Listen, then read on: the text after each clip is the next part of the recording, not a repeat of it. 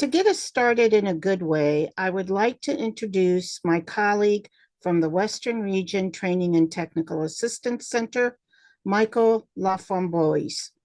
Michael is a member of the Blackfeet Nation, and he is the technical assistance manager for, the training manager for the Western Region Training and Technical Assistance Center for the Administration for Native Americans. He oversees training for project planning and development, pre-application, and the post-award. He is a father to a son, 2 daughters, and he has 3 grandchildren. Michael holds a master's degree in education, and he has been involved with Indian and Native programs throughout his professional career. I'll now turn it over to Michael for a prayer. Thank you, Michael. Okay. We speak some Blackfoot today to get us started off. Okay, so get to know si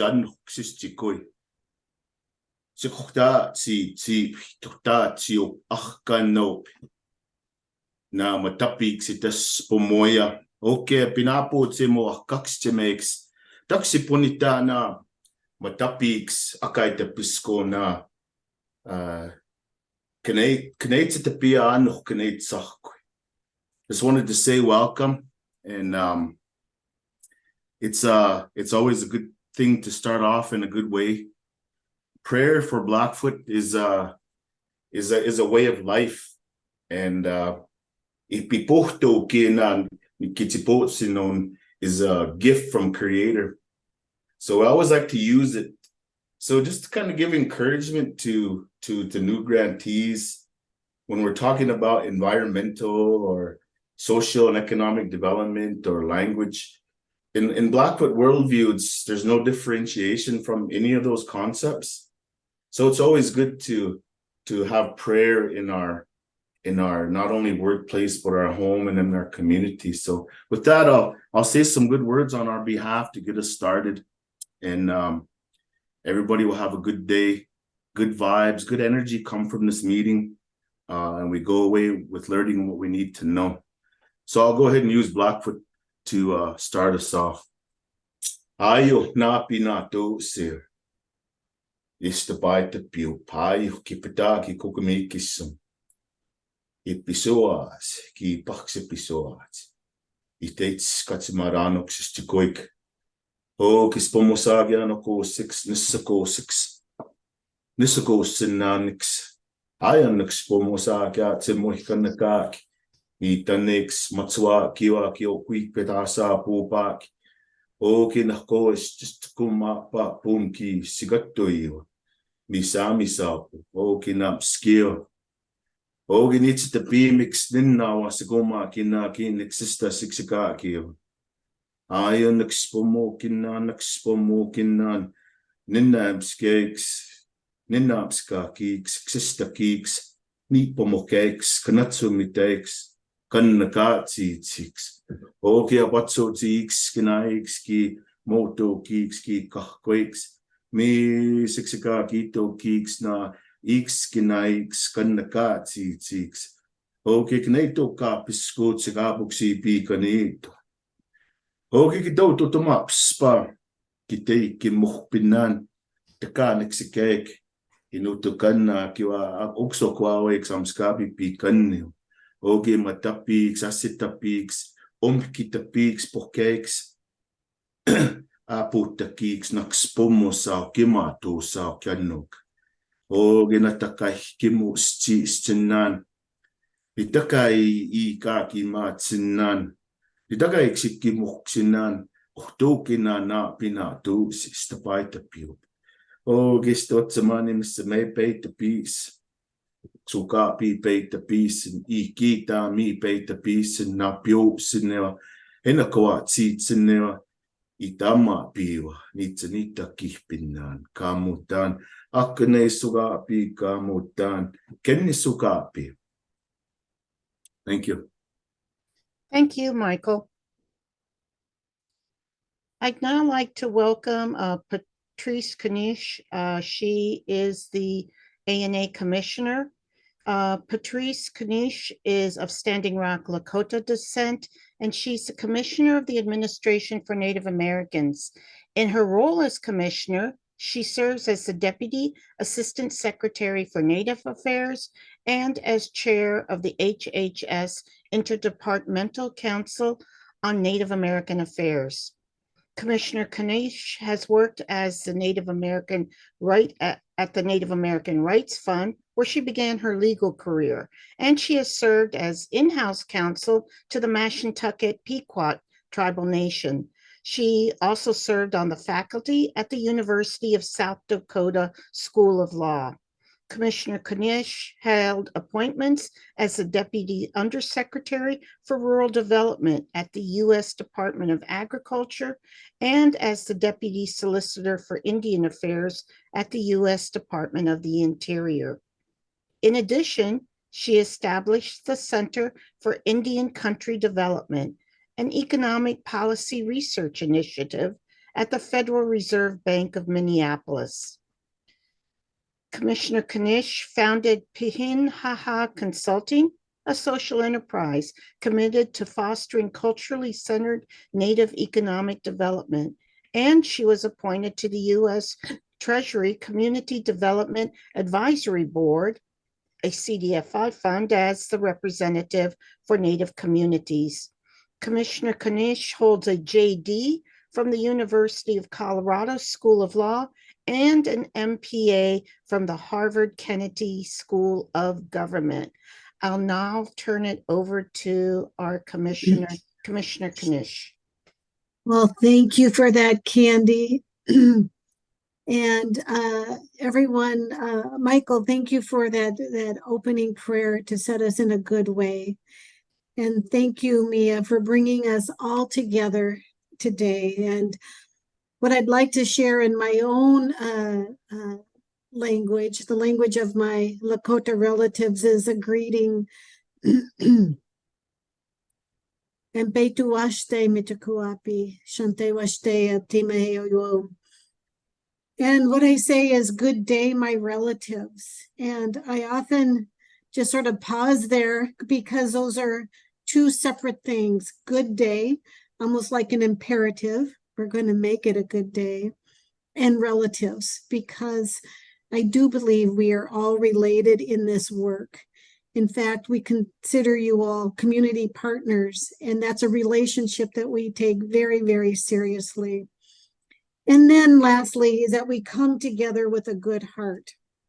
And that means that the effort, the strength that we bring to this work and the collaboration that we will share with each other, comes from a good place. We want each other to succeed. We want us all to be successful. And overall, we are really working on behalf of our Native and Indigenous communities. So I have the wonderful opportunity to congratulate each of you as award recipients. Technically, you're award recipients, but we consider you community partners. And I want to thank you sincerely for the important work you are all doing to improve the lives of Native and Indigenous communities every day. Even before you were awarded an ANA grant, you've been deeply embedded in your communities, doing this work for many, many years. We are just an opportunity to enhance and augment that work. So I just want to commend you for establishing a good track record, coming together to submit an application, and that application really shows a tremendous opportunity. And we are here alongside you to support that work. And I really am excited to learn about your diverse and dynamic projects that are going to uplift your children and families and communities in Indian country writ large. I know that that you know a little bit about ANA, but we're part of a broader agency called the Administration for Children and Families. And really, while our work is the social and economic development of Native communities, Indigenous people, we sort of come into that through the Administration for Children and Families, which has an enormous mission. But overall, ANA and ACF recognize the deep wisdom and the sovereignty of tribal nations and Native communities. And we strongly believe that tribes and Native communities themselves can most effectively address the needs of their community members and their citizens. So, we provide a wide array of grant funding, and all of you have put your heads together and given us very big, bold, adventurous ideas of how you want to improve the lives and well-being of your communities. So organizationally, we are really proud to work with you, to support your programs and your initiative. And you are helping us fulfill our mission to promote the social and economic well-being of Native and Indigenous people.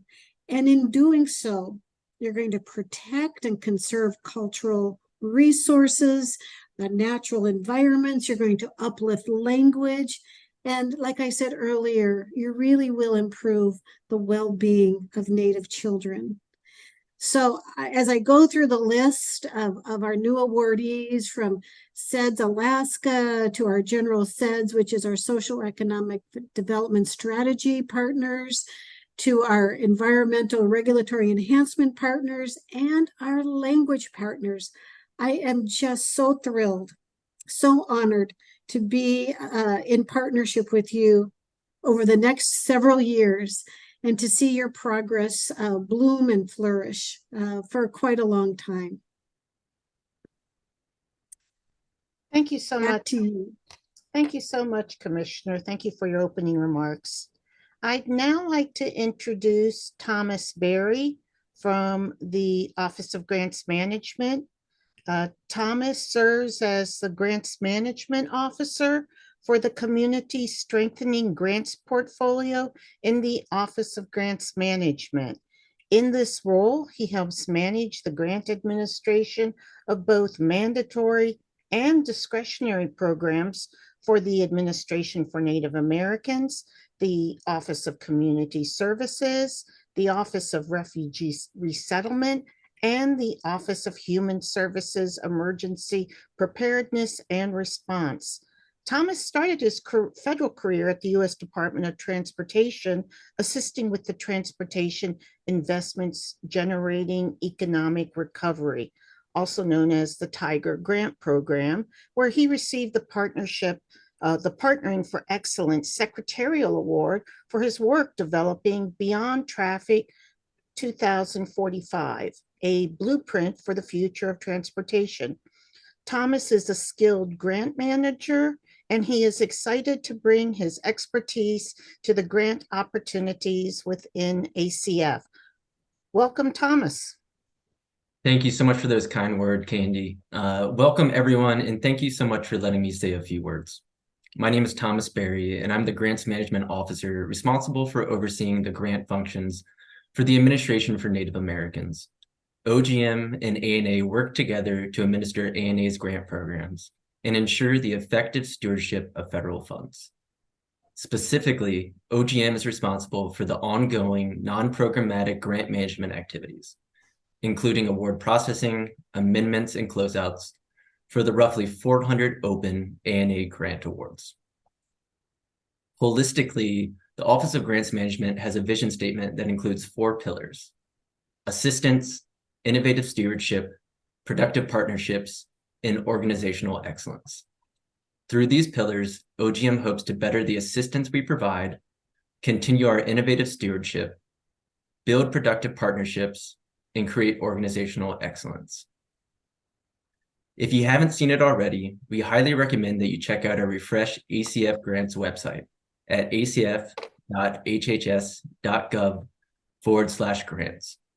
This innovative website streamlines content that is easy to use, includes clear and consistent guidance, and provides a better experience to our recipients. Thank you all again for the opportunity to provide some welcome remarks, and I look forward to working with you all going forward. Thank you, Thomas. Thank you for your time and joining us today. I would now like to introduce Carmelia Strickland, fondly known as Mia.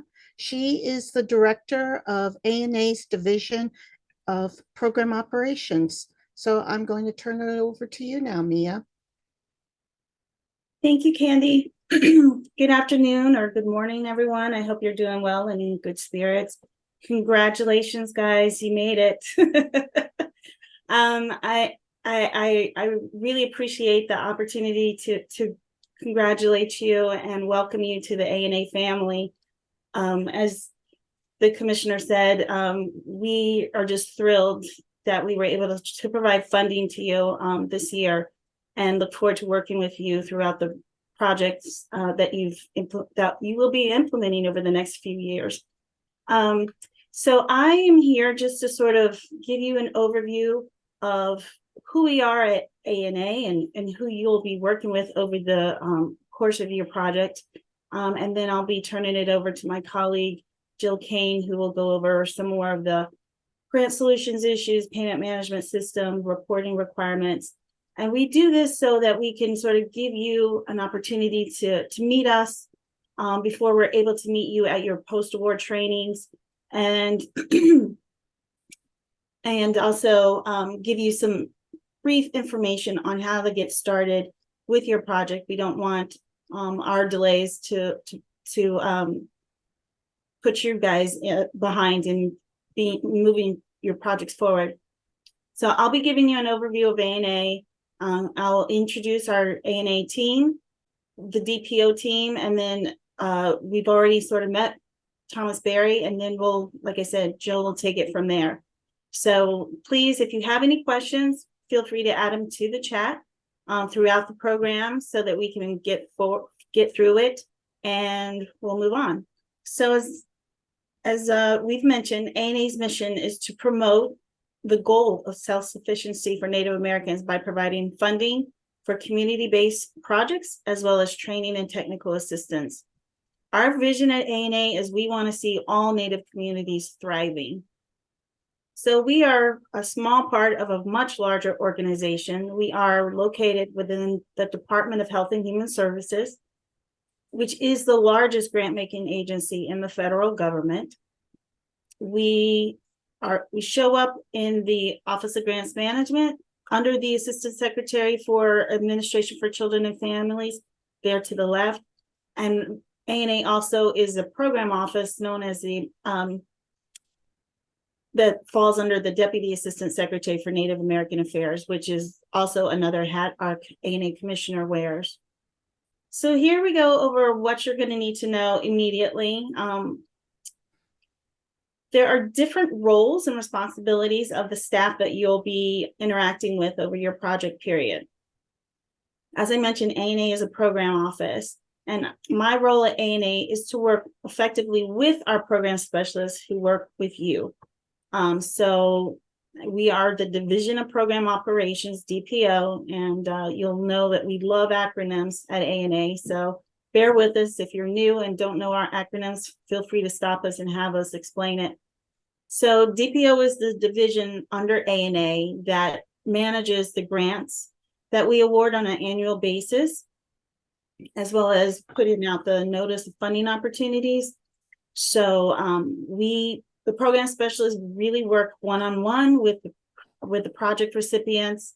That you'll interact with them when you do budget, any amendments, and we are responsible for monitoring the programmatic aspects of your award. And so you'll go to, like I said, if you want an amendment change, or if you have any questions about your reporting requirements, how to access the system, you can turn to your program specialist. For Thomas's team, his team is comprised of grants management specialists, and they are sort of like our checks and balances that you guys also have. So we've processed an amendment, it'll go to them for their review and approval before it gets awarded. So they oversee the financial management aspect, and they also have more interaction with the payment management system. And so, like I said, they too make sure the I's are dotted and the T's are crossed when it comes to making sure things are in compliance. And you will also interact with your PMS liaison, maybe not you, if you're not a financial person, your financial people will more likely interact more so with the payment management system. And that's just the bank. That's where all the money is housed, and that's where you'll make your withdrawals and reconcile your financial reports at the end of the day. So we'll talk about your training and technical assistance folks a little later on. So please bookmark the ANA website. You'll find a lot of great resources there, including a grants management toolkit. We'll talk about that a little later. But we also put events throughout the year, so you'll want to check back with the ANA website frequently. And now I get to pleasure of introducing my team. The way ANA has divided our portfolio is by region, and that's also because our training and technical assistance centers are designed by region, and this will allow my team to interact and get to know the grant recipients within those regions a little bit better. And also, if you have more than one grant with ANA, you'll likely get the same program specialist. That's another reason we group it by region, so that the same specialist can serve you on your multiple grants. So I will, my team can just kind of quickly turn on their camera when I mention their name. Vanessa Atkins. I don't know if I can see everybody, but. Hi, my name is Vanessa. It's nice to meet y'all. And Anthony Surgeonal. Ani, bonjour. I'm Anthony Surgeonal. Nice to meet you all. Thank you, Anthony. Cheyenne Grabia. Yeah, also. My name's Cheyenne. Thank you. And Lourdes Pereira. Shop Guide, Anina Bjagi, Lourdes Pereira. Nice to meet you all. And those are your Eastern Region Program Specialists. Thank you, guys. There may be a few projects that are still managed by other program specialists in the East, but they're primarily the ones focused on these regions. And now I guess we're going from the East Coast to the West Coast. Our Western region, in no particular order, Mia Beverly. Hi, everyone. I also go by Melly, so feel free to call me that. Nice to meet you all. To avoid confusion, because I go by Mia too. Sometimes we call her Melly. Maria Boyd. Hi. Hi, Maria. Maria's from the Menominee Nation. Dara Solomon. Hi, nice to meet you. Thanks, Dara. And Jeremy Martin. Bonjour, Kina. Hello, everyone. Thank you. And next is our Alaska region, small but mighty, Jill Kane. Hello. New to the Alaska region portfolio is Cheyenne Engstrom. Hi, everyone. Yahweh. Thank you. And next is, last but not least, yes, we were going from the East Coast further west, Pacific region. And Ty Brasky. Hello, everyone. Welcome. And I hope to be meeting my recipients pretty soon, face to face. Thank you. And Sai Kamakani Furukawa.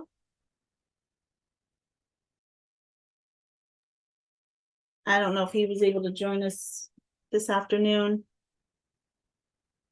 And Mardella Richardson.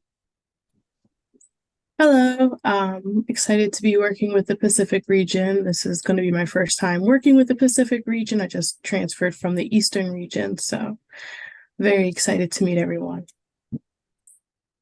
Yes, we've had some staff changes recently, which also is why we had to transition the portfolio.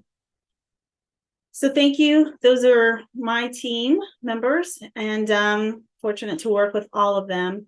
And as mentioned in the Office of Grants Management, we just met Thomas Berry, and he is supported by 4 grants management specialists, Paul Humpher, Lauren Wyatt, Yvette Lovelace, and Stephanie Hickerson. I do want to make a note that if you read your notice of grant award, your OGM specialist name will appear on that. However, your program specialist might not be correct on the notice of award, just because, like I said, we recently made some assignments, but you can always locate project assignments in Grant Solutions to identify who your program specialist is if you're not sure. All right, and as I mentioned earlier, we are all supported by our wonderful regional training and technical assistance centers. This map depicts how ANA delineates the east versus the western region, and then all of Alaska is one region, and then the Pacific Basin is comprised of Hawaii, Guam, American Samoa, and the Commonwealth of the Northern Mariana Islands. So ANA is small, but we're mighty, and we go from one ocean to the next. So if you ever need a training and technical assistance, you can find this information as well on the ANA website, and they're just a phone call away. But they support us. So if your project needs a little bit more intensive support, then that's usually when we ask our TA team to help us out. And currently they're also doing some proactive visits. What we call proactive visits are to any new grant recipient that hasn't had an ANA award in 3 or more years. Then we are going to reach out and make sure you understand all the things that you need to do to get your project started on a good foot as well. So I think at this point, I'm going to turn it over to Jill Kane, who is a program specialist who's been with ANA, I think she said 15 years. So she's very seasoned. And thank you, Jill, for moving us forward and for putting this presentation together. You and Vanessa really helped us out there. Thanks. Thank you, Mia. Hi, everyone. I'm Jill Kane. I'm again, program specialist for the Alaska region. Sorry, I'm a little under the weather, but I'm going to go over the remaining slides of the presentation, and then you'll also have the opportunity to learn more about this information in your post-award training. So what is Grant Solutions? Grant Solutions is a grants management module that supports ANA and its recipients throughout the full cycle of a grant program, from the notice of funding opportunities to closing out the award. This is the official grant file and history of the grant. You'll be able to submit various documents throughout the grant through the grant notes feature, and submit amendments or grant actions for approval and complete your ongoing progress report. The Office of Grants Management creates recipients' user accounts to access Grant Solutions during the processing of the new grant awards. Typically, 2 Grant Solutions accounts are assigned, one for the authorizing representative, or AOR, and one for the principal investigator or project director.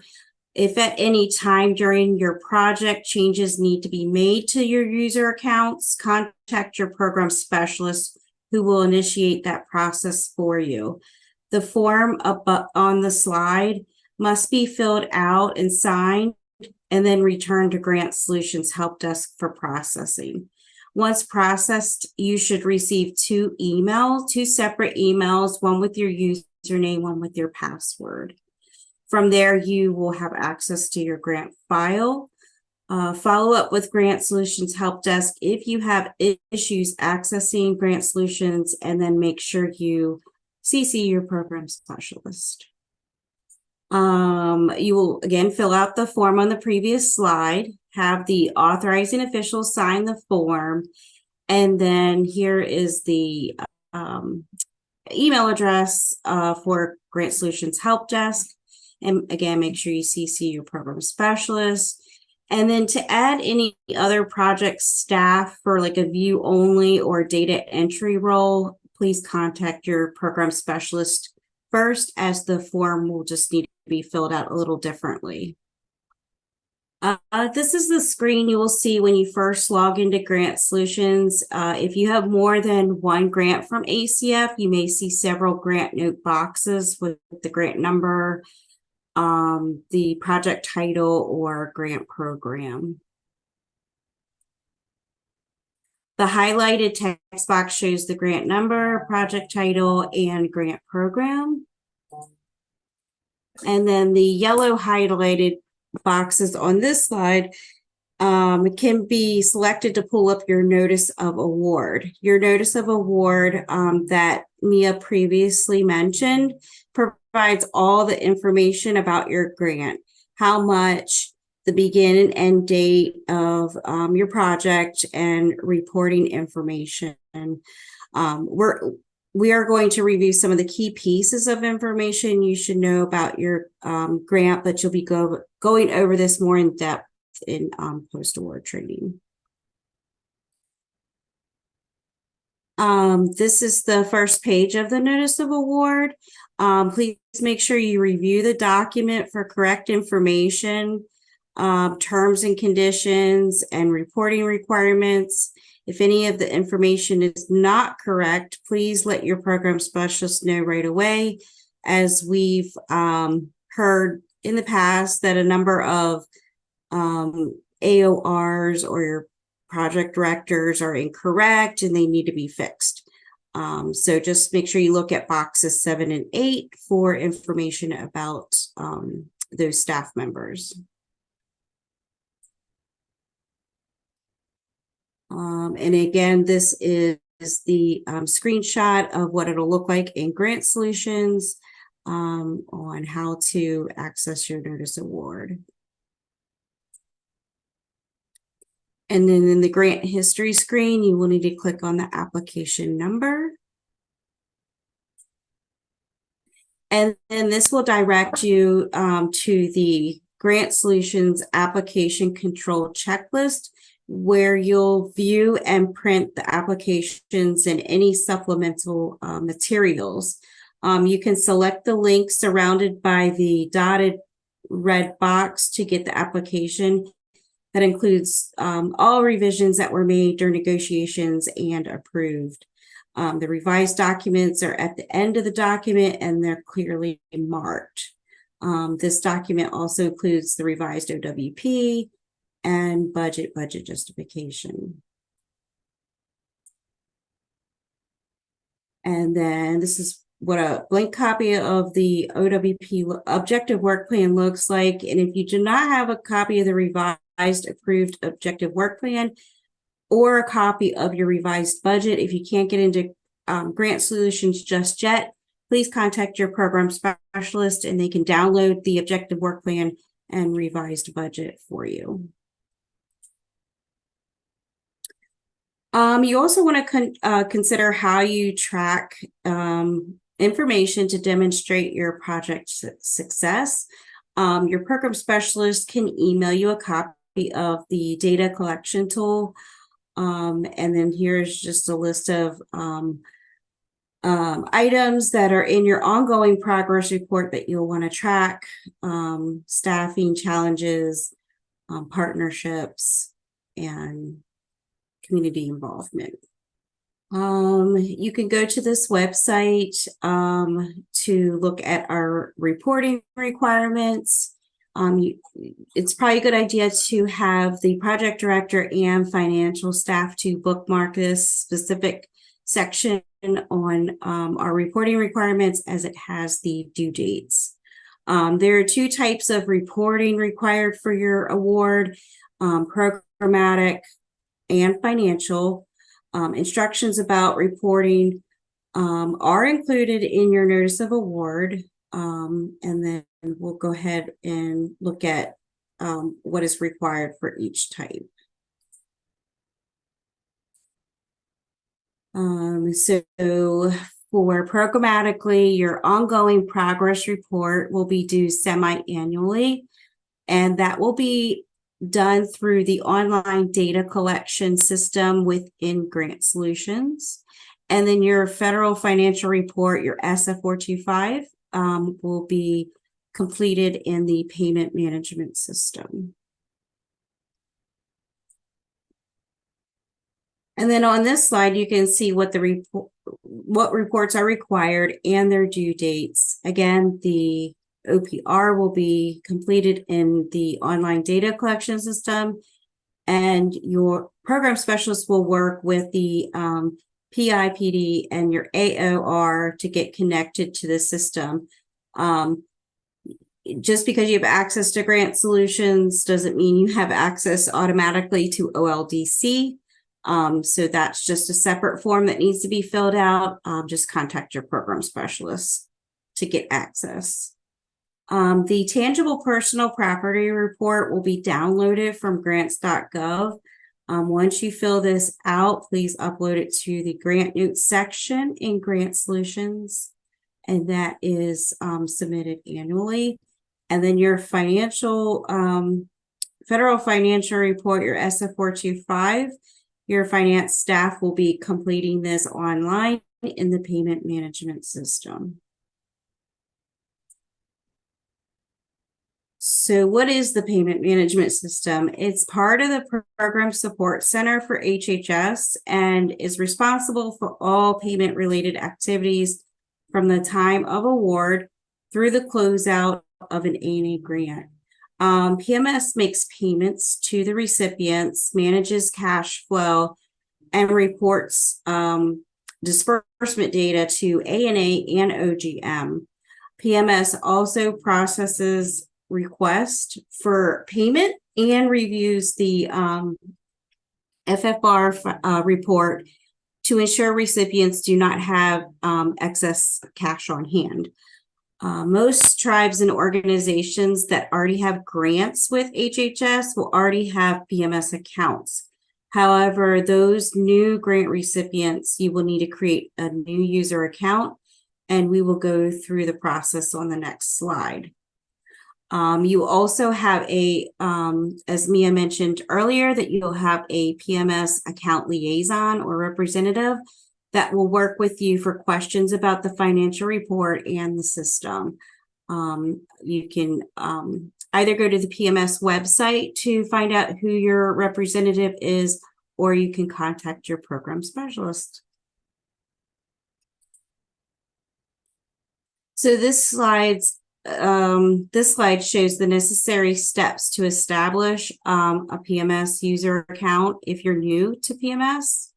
You'll go to the website and click on the request access to PMS.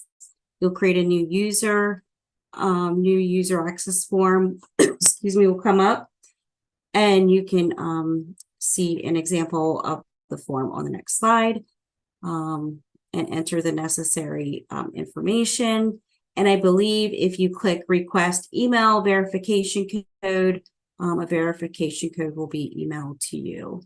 And then you'll have to select a security question and answer it, and then enter the CAPTCHA shown and then submit it. And the next slide shows what the form looks like. And then in order for your organization to receive direct deposits from PMS, the form is called SF 1199A, and then you can add or change your bank information. So if you go to the PMS website, you can search who your representative is by, I believe it's state. And then for general questions or issues with reporting or access, you can call the number or email the support. Regional post-award training. This is a mandatory free training for all new recipients.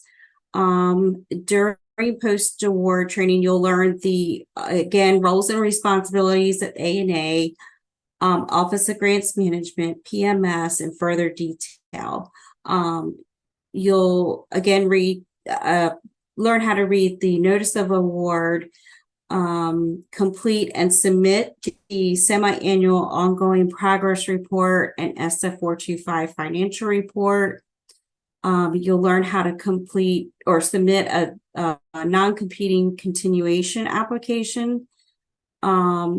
you'll learn how to submit requests for grant actions, techniques to enhance youth participation and elders and project activities, and build and document community support. There will be a on-site post-award training in each of our 4 regions, and training dates will be determined by each region and communicated to recipients via email. Post-award training, again, is mandatory for at least 1 program staff, usually the project director, and 1 financial staff person, usually the program accountant submitting the financial reports. Other recipient events include the annual community partners meeting. This is held each year. Every other year, the meeting is held for all ACF recipients. The ANA Community Partners meeting will be held in person sometime in March or April of 2024, and ANA recipients are required to attend. The annual meeting is an opportunity for grant recipients and federal staff who are working in Native communities to exchange ideas, provide feedback to one another, learn about how to better manage your grant award, and learn about resources. It's also a chance to network with other ANA recipients and see how other ANA recipients are using their projects to help their communities thrive. We also have the Strengthening Our Circle newsletter. It provides timely information about ANA and other federal agencies, as well as providing reminders about upcoming due dates. We also have the Reclaiming Native Voices newsletter, which provides upcoming language events, featured recipient projects, and additional resources. Both newsletters are sent out monthly by email from your program specialist. We also have the Commissioner's Monthly Community Partners Call, and it's held the last Tuesday of each month at 3 o'clock. And it's an opportunity to get updates from ANA, to hear updates from ANA, ask questions, and learn about a current ANA project. The calls are usually no more than an hour, and then your meeting invites and agendas will be sent to you by your program specialist. So what are your next steps? So your next steps are to review the OWP application and budget. Make sure that you have the final approved OWP and budget to work from, and then contact your program specialist or your regional TTA provider for help. You want to inform your community, leadership, staff, and partners about your project, including their role, and then begin to build community involvement and support for the project. You want to determine what data must be collected for reporting and show success. Use the ANA data collection tool or develop your own collection instrument. And then make sure you place your data collection instrument in a central location. Make sure staff are aware of what they must collect and turn in each month. You also want to, your startup activities are get your office set up, complete advertising and hiring for new positions, develop procedures and materials for staff to implement the project. And then you want to monitor the project carefully and adjust as needed, and always keep your program specialist informed about any changes. And we're always here to help you if you have any challenges. And and just a reminder before we move to the Q&A period, here's contact information for ANA and the regional TA providers. And then if you have any questions, I guess you can raise your hand or unmute or put it in the chat. Thank you. So I'm looking through the chat and I don't see any questions yet. However, everyone should take a look at the chat because there's quite a few links that have been dropped in for you. So definitely go in and take a look. And if you need to grab any of those links, go ahead and do so. Does anyone have any questions? Just go ahead and drop them into the chat, or you can unmute yourself. Mia just dropped in a great link for a grants management toolkit. That's definitely something that you want to save and refer to. And I just want to add that your program specialist will keep an email distribution list of usually your project director, your authorizing official, and maybe your financial person. But if you want anyone else on the project that you want them to maybe have a copy of the Strengthening Our Circle newsletter, or attend the Community Partners Call or the Reclaiming Native Voices newsletter, please email your program specialist that the project staff's name and information.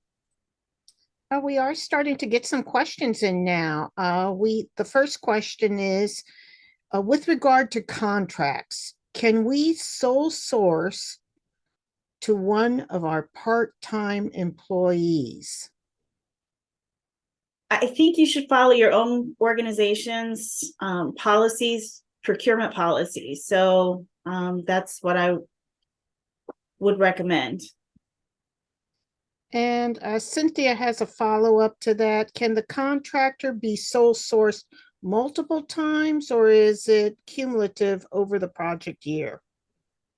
I am not a contract expert, so I'm trying to understand what you mean here. I think we just want to be mindful that no one is working more than 40. You're saying they're part-time, right? So you just wouldn't want to exceed their time on any project more than one FTE. I don't know if that answered your question. Hi, Melly, it's Cynthia. Hi. Hi. So the question really pertains to the $5,000 limit for sole sourcing versus advertising for multiple bids. And so if a job is split up into different chunks, would that contract be cumulative, not to exceed $5,000, or would it be added all together to the same contractor over the course of a contract year? Again, I think you're trying to, I'm not sure what this $5,000 threshold is, so I don't know if I'm the best person to answer your question. When it comes to finance, I recommend that you reach out to your grants management specialist, who are a little bit more closer with, the rules about compliance. And again, I think it also depends on your own organization's procurement policies as to how you calculate that and what's allowed. Okay, thank you. You're welcome. We have a question from Janelle. She asks, or she states that we got notification of the post-award training in Anchorage, and our finance director's baby is due about the same time. Can we send another project person in her stead? I'm sure we can do something to accommodate. If there's another financial staff person who can attend other than the director, that would be great. The reason we ask for a financial person to attend is we want to make sure that they understand the financial compliance rules and understand the financial reporting because it shouldn't be the program person or project director who's doing the financial reporting. It should be someone separate. And that's why we asked for 2 different people to come to the post-award training. We spend a good half day just going over financial related information. Thanks, Mia. The training in Anchorage from December 11th to 14th, is that mandatory for all recipients, even if we have current and past ANA awards? We do require, it is part of your grant award that you hopefully put in for training or to attend, someone to attend those trainings. So if you have a concern, I would reach out to your program specialist to talk more one-on-one about that. And Raynell Gould asked, is a date set for the post-award meeting for 2024? It looks like Alaska has set their dates, but I believe the other regions are working on securing and getting those dates nailed down. So you should be getting an email from your program specialist shortly indicating the dates of the post-award trainings. Vivian asked, in one of the ANA training resources you sent our way, it mentioned that ANA conducted semi-annual reporting through Smartsheet in prior years. Is that the case this year? No, the Smartsheets report was only for our ARP recipients because it's a different form or reporting requirements. So, and because we were on a limited amount of time to get those reports developed and deployed, we utilized the Smartsheet system instead of the OLDC. So if you had an ARP grant and now you have a regular P&M or ME grant, you will be required to report on in OLDC, not in Smartsheets. Dylan asks and starts off with, thank you for all the wonderful information. I was curious, which staff should plan to attend the annual ANA conference to be held in March? For that meeting, we leave it up to the organization who they want to send. Primarily, it might be a project director, and maybe they work with a project coordinator. So whoever you think would be best to receive the training, the resources, networking with other grant recipients. Maybe we'll ask you to do a presentation. We don't know at this point. So if you want to talk through it with your program specialist to see who may best represent your organization at that meeting, I would recommend you talk to your program specialist. And it looks like we have one more question. Will the post-award training in Anchorage be available virtually? We have a training and technical assistance manager, Mark Allender. I don't know if we are doing any virtual post-award trainings. So there may be a previous recording from years past that you might have available to you, but I can't speak to how that region is going to be doing I just know they're going to do it in person. I don't know if they plan to do a virtual. And I believe that's it. If anyone else wants to get in something, go ahead and either type it in or else you can unmute yourself and ask a question. Oh, we got another one. I noticed that the key documents such as the OWP, budget, others are not included in our Grant Solutions portal. Is there a way to review those documents in Grant Solutions? Say that again. It's not in the portal yet. It's not in Grant Solutions. I think they need to, as Jill said, download their entire application and then they'll see it.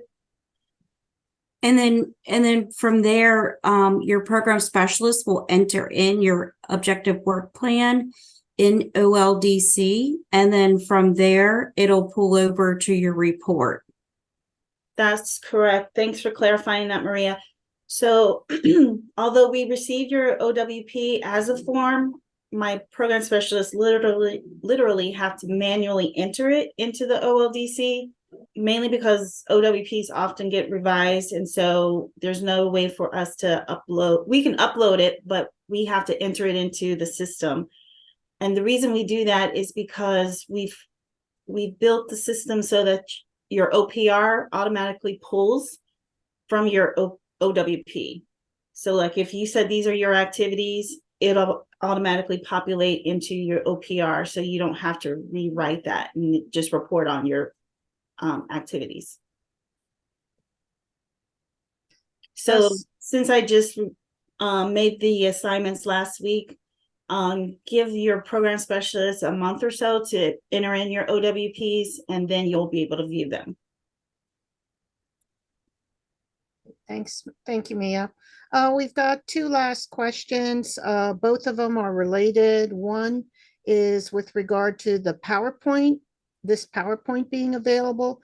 And the second question is this going to be recorded and shared?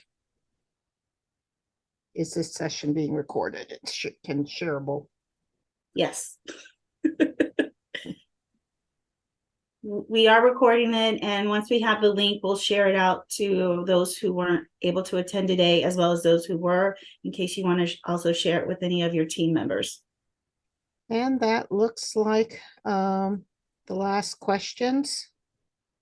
I just wanted to note that our goal is to get your OWPs entered into the system before your post-award training, so that when you go to your training, the TA team will work with you to show you how to view the OWP and make sure it's entered correctly.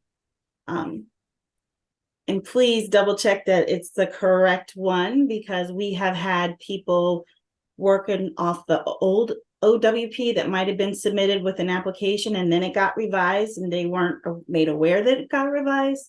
So that's another reason why we do that, so that you're working off the right work plan. Well, that looks like that is it for our questions today. I want to thank you all for joining us and taking the time out of your day. We are all looking forward to working with you as you progress with your projects. Mia, would you like to have any last words or say any last words before we close today? I would, but I think my dog is barking. I don't know if you can hear me. But again, congratulations. And we are just a phone call or an email away. Your program specialist will have, the naming convention for all of our emails is our first dot last name at acf.hhs.gov. And so if you're not sure, that's how to reach us. But the 1-800 number, let me put it in the chat, is our ANA's help desk is 1-877-922-9262. You would think I know that by heart, but that's another way just to reach us. If you're not sure who your program specialist is, they'll get in touch with us and we'll get back to you. But good luck, everyone, and thanks for joining us today. Thank you.